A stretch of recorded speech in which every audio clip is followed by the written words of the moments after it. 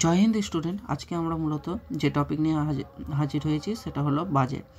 তা সম্পর্কে তো জানবই, তার আগে আমরা জেনে নেব যে বাজেটের বিভিন্ন ইতিহাস। তো প্রথমে আমরা জেনে নেব বাজেট কত নম্বর আর্টিকেলে বর্ণনা করা রয়েছে। 112 নম্বর আর্টিকেলে, 112 112 নম্বর আর্টিকেলে। সেখানে কিন্তু বাজেট সম্পর্কে বাজেট শব্দের উল্লেখ নেই, সেখানে কিন্তু লেখা আছে বার্ষিকী বিত্তীয় বিবরণ। তো এই আমাদের যে সেশন হয়, বছরে 3টে সেশন হয়। তো 3টে সেশন কি আমরা 3টে সেশনকে মনে রাখতে পারি। প্রথমে হচ্ছে বিএমডাব্লিউ গাড়ি হয়তো, সেটা দিয়ে মনে রাখতে পারি বিএমডাব্লিউ। প্রথমে হচ্ছে বাজেট, তারপর হচ্ছে মনসুন, তারপর হচ্ছে উইন্টার।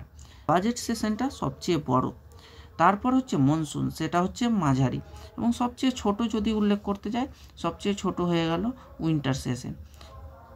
তারপর এখানে আমরা এবার জেনে নেব যে বাজেটের গুরুত্বপূর্ণ তথ্য। প্রথমে হচ্ছে জেমস উইলসন প্রথম আমাদের ভারতীয় বাজেট পেশ করেন, বা বাজেটের ইতিহাসে তিনিই প্রথম ব্যক্তি যিনি বাজেট পেশ করেছিলেন 1860 সালে। অর্থাৎ আমরা পরাধীন অবস্থায় আমাদের এই বাজেট পেশ করেছিলেন জেমস উইলসন। 1860 সালে 7ই এপ্রিল তিনি ভারতের প্রথম বাজেট পেশ করেছিলেন। তারপর হচ্ছে আমাদের স্বাধীন ভারতে প্রথম বাজেট পেশ করেন CRK শানমুখম চেট্টি। ইনি হচ্ছে সেই ব্যক্তি, তিনি প্রথম আমাদের স্বাধীন ভারতে বাজেট পেশ করেন। তিনি কত খ্রিস্টাব্দে বাজেট পেশ করেছিলেন? তিনি 26শে নভেম্বর 1947-এ প্রথম কেন্দ্রীয় বাজেট পেশ করেন। তারপর আমরা দেখে নেব যে যখন আমাদের কনস্টিটিউশন অর্থাৎ সংবিধান কার্যকারী হয়, তারপর প্রথম বাজেট পেশ করে এই যে 26শে জানুয়ারি প্রজাতন্ত্র প্রতিষ্ঠার পর প্রথম বাজেট পেশ করেন 28শে ফেব্রুয়ারি কে জন মাথাই।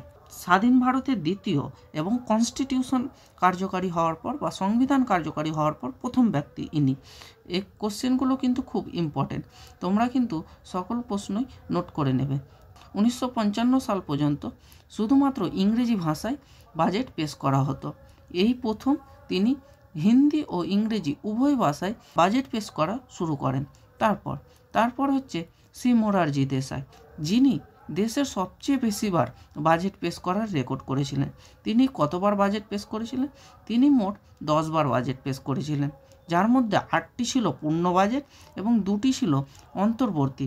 আমাদের কিন্তু এখানে আরেকটি উল্লেখযোগ্য ঘটনা, যে বাজেট দুই ধরনের হয়, একটি হচ্ছে পূর্ণ বাজেট এবং একটি হচ্ছে অন্তর্বর্তী বাজেট। অর্থাৎ পূর্ণ বাজেট কোনগুলি? পূর্ণ বাজেট যেটা মূলত পুরো 1 বছরের জন্য আসে, এবং অন্তর্বর্তী বাজেট কোনগুলি? যেগুলো ধরো যে নির্বাচন সময়ের জন্য আসে। যেমন এর আগের আমাদের যে লোকসভা নির্বাচন হলো, তখন কিন্তু অন্তর্বর্তী বাজেট এসেছিল। অর্থাৎ ফেব্রুয়ারি মাস থেকে নির্বাচন হওয়ার পূর্বে সময়টুকু থাকে, সেই সময়টুকুর জন্য সরকার অন্তর্বর্তী বাজেট পেশ করেন। এবং পূর্ণ বাজেট বলতে এই যে আমাদের এই বাজেটটা পেশ হলো, এটা কিন্তু আমাদের এই ফেব্রুয়ারি থেকে পরের ফেব্রুয়ারি মাস পর্যন্ত, জানুয়ারি মাস পর্যন্ত কিন্তু কার্যকারী হবে। এটা কিন্তু মূলত পূর্ণ বাজেট। তারপর হচ্ছে যশবন্ত সিনহা, ইনি একজন উল্লেখযোগ্য ব্যক্তি। ইনি কিসের জন্য উল্লেখযোগ্য ব্যক্তি? ইনি কিন্তু 1999 সালে বাজেট বক্তৃতায় ফেব্রুয়ারি মাসের শেষে কর্মদিবসে বৈকাল 5টায় পেশ করেছিলেন, কিন্তু যশবন্ত সিনহা 1999 সালে তা পরিবর্তন করে সকাল 10টায় পেশ করেন। অর্থাৎ ইনার আগে যে সকল ব্যক্তিত্ব বাজেট পেশ করতেন তারা কিন্তু বিকেলে পেশ করতেন, কিন্তু ইনি তা পরিবর্তন করেছিলেন। তিনি সকালে 11টার সময় বাজেট পেশ করা শুরু করেন। তারপর হচ্ছে শ্রী অরুণ জেটলি মূলত 1 ফেব্রুয়ারি 2017 সালে বাজেট বক্তৃতা পেশ করেন, কিন্তু এর আগে যে বাজেটগুলো পেশ হতো সেটি কিন্তু 1 ফেব্রুয়ারিতে পেশ করা হতো না, সেটি মূলত 28 বা 29শে ফেব্রুয়ারিতে পেশ করা হতো। কিন্তু ইনি প্রথম ব্যক্তি যিনি 1 ফেব্রুয়ারিতে সেই বাজেটকে নিয়ে আসেন। তারপর হচ্ছে নির্মলা সীতারামন, ইনি হচ্ছেন বর্তমান আমাদের কিন্তু অর্থমন্ত্রী বা ফিনান্স মিনিস্টার। ইনি কিন্তু কোভিড-19 সময় সর্ববৃহৎ বক্তৃতা দিয়েছিলেন, এবং তিনি কিন্তু এই কোভিড-19 সময় 2021-22 যে বাজেটটা হয় সেটা কিন্তু কাগজের বদলে কিন্তু তিনি ট্যাবে অর্থাৎ কাগজবিহীন তিনি বাজেট পেশ করেছিলেন। তারপর এবারের বাজেট আমরা এবারে দেখে নেব 2025-এর বাজেট। 2025-এর বাজেটের পূর্বে রাষ্ট্রপতি মূলত এই আমাদের ফিনান্স মিনিস্টার নির্মলা সীতারামনকে দই খাইয়ে বাজেট পেশ করতে পাঠান। বাজেটের যে কর্মকর্তারা রয়েছিলেন তারা, এই যে এখানে দেখতে পাচ্ছেন নির্মলা সীতারামন, এটি কিন্তু মূলত মধুমণি শিল্পের হস্তশিল্পে গড়ে তোলা একটি শাড়ি। তারপরে তিনি কিন্তু বাজেট পেশ করেন। এই বাজেটে আমাদের কি কি উল্লেখযোগ্য পরীক্ষার দিক থেকে তা মূলত প্রথমে দেখে নেব। মূলত হচ্ছে যে 12,75,000 টাকা পর্যন্ত আয় করতে গেলে কিন্তু কোনো আয়কর দিতে হবে না, কিন্তু 12,75,000-এর উপরে আয় করতে গেলে তারপর কিন্তু সেই অর্থ বিলে আয়কর দিতে হবে।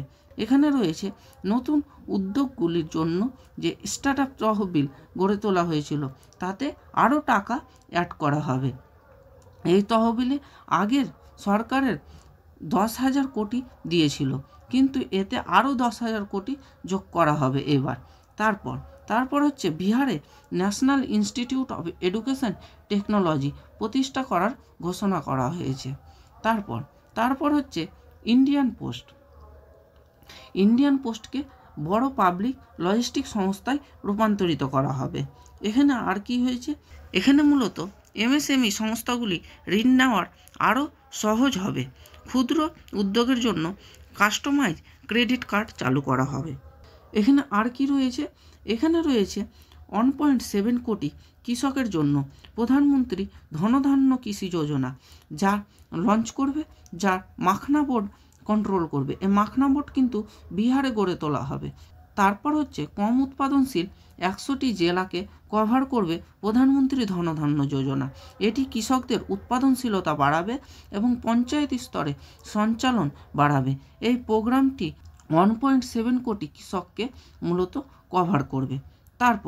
তারপর হচ্ছে যে কৃষকদের জন্য স্বল্পমেয়াদী ঋণ প্রদান করবে এই কিষাণ ক্রেডিট কার্ডের মাধ্যমে, যেখানে মূলত 3 লক্ষ টাকা এখন পর্যন্ত দেওয়া হতো তাহা বাড়িয়ে মূলত 5 লক্ষ টাকা করা হলো।